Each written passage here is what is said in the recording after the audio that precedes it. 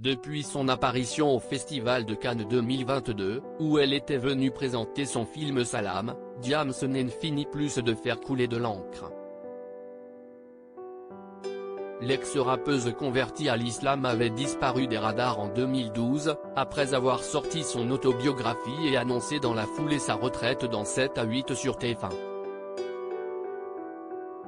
De retour dans l'émission ce 26 juin, l'ancienne star est revenue sa nouvelle vie et la manière dont elle s'est convertie. « Je parle pas au nom des autres, je parle en mon nom », annonce d'abord la chypriote. Cette dernière fait en effet l'objet d'une controverse et se voit reprocher son voile et ses choix de vie. Face caméra, l'ancienne chanteuse s'exprime. Lorsqu'on lui demande si Diams, son alter ego et nom de scène, est morte, Mélanie de son vrai prénom, répond par la négative « Pour moi Diams ça a vraiment été une étape dans ma vie. Si est quelque chose qui est là, qui a existé en plus aux yeux de millions de personnes »,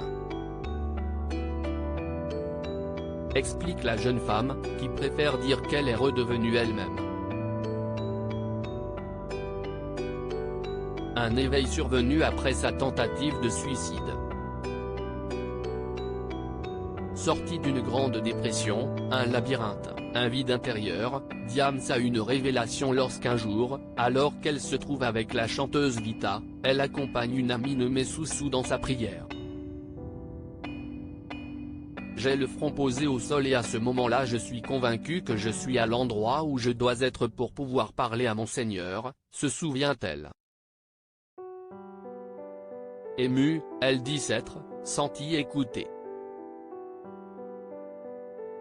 Un déclic qui la pousse à s'interroger.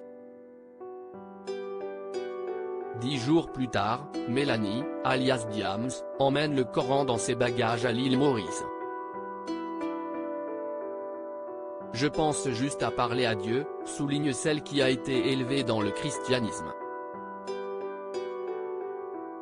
À travers la méditation, elle semble redécouvrir le monde. Si est-il vrai que ça a été un bouleversement dans ma vie, de commencer à regarder ce qu'il y a autour de moi, et de me dire finalement je fais partie d'un tout. Diams revient sur sa conversion, je ne suis pas qu'un voile, je suis une femme. La mère de famille aurait alors fait le lien entre ce qu'elle observait et le créateur de tout cela, explique-t-elle. Au cours du séjour, elle se convertit à l'islam sur une plage. Cette dernière appelle alors sa mère, pour la rassurer et lui dire dans quel état d'esprit elle se trouve. À cet instant, elle décide d'écrire son dernier album.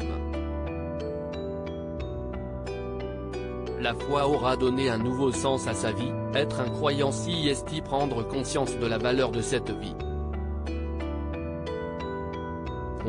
Je suis pas sur cette terre pour rien, j'ai plein de belles choses à faire, détaille-t-elle, ajoutant, ne faire que le bien, si est peut être le plus grand challenge de ma vie.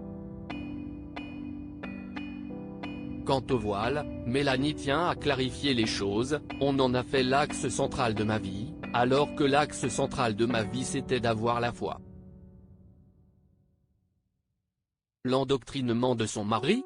Des mensonges. Moi quand je me convertis à l'île Maurice je suis une femme célibataire, assure-t-elle. Elle déplore l'instrumentalisation des femmes voilées, je ne suis pas qu'un voile, je suis une femme. Je trouve ça injuste. Et si elle refuse de se définir comme une chanteuse féministe, l'interprète de Paramour tient à rappeler, j'ai toujours été solidaire des femmes qui souffrent. Que je sois voilée, pas voilée.